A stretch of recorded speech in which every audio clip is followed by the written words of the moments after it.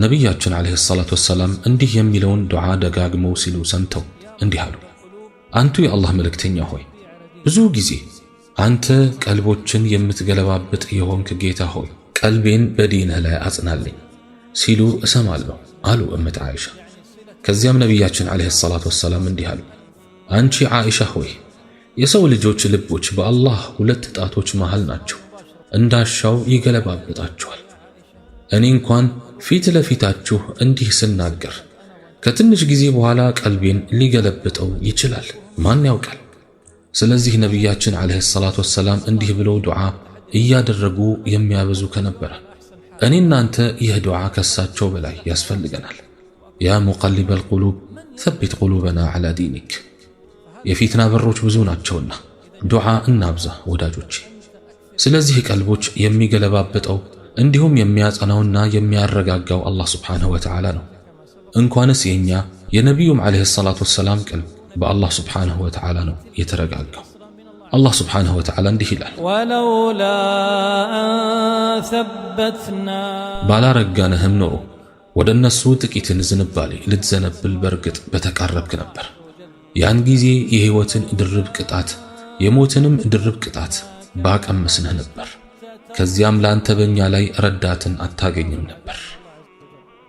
ሁለተኛው ኢማንን ከሚያጠነክሩ ነገሮች መልካም ጓደኝነት ነው።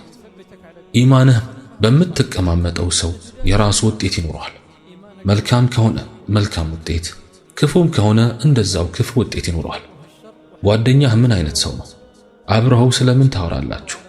ስለ ደግ ሥራ፣ ስለ ዳዕዋ፣ ድሆችን ስለ መርዳት፣ ወላጆችን ስለ ማክበር፣ ዑምራ ስለ ማድረግ፣ ወይንስ ስለ ዱንያ፣ ስለ ገንዘብ፣ ስለ ስሜት፣ ስለ ቢዝነስ?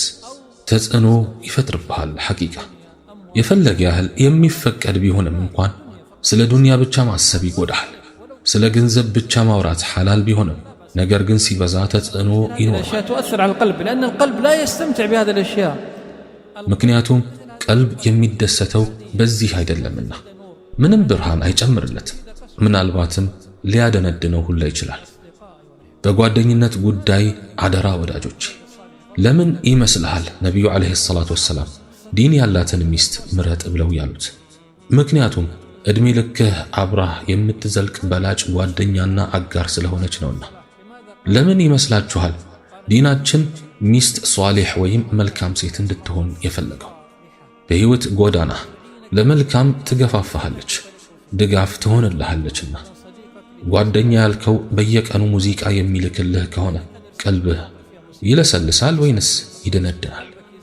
ብዙ ማረሚያ ቤቶች ሄጃለሁ፣ በርካታ እስር ቤቶች ጎብኝቻለሁ። አብዛኛው ታሳሪ የእስር ሰለባ የሆነበት ምክንያት መጥፎ ጓደኛ መሆኑ ተረድቻለሁ። ጓደኛህ መጥቶ ዛሬ ጾመኛ ነኝ ቢልህ ምን ይሰማሃል? ሊያበረታታህ ይገባል። ሐቂቃ አንተም የሱን ፈለግ እንድትከተል የሚያደርግህ ስሜት መፍጠር አለብህ እንጂ በየቀኑ የተለያየ አይነት ምግብ እየበላህ ጉልበትህን አታድክም። ሌላው ቢቀር የጾም ምንዳኮ ልዩ ነው፣ ገደብ የለውም።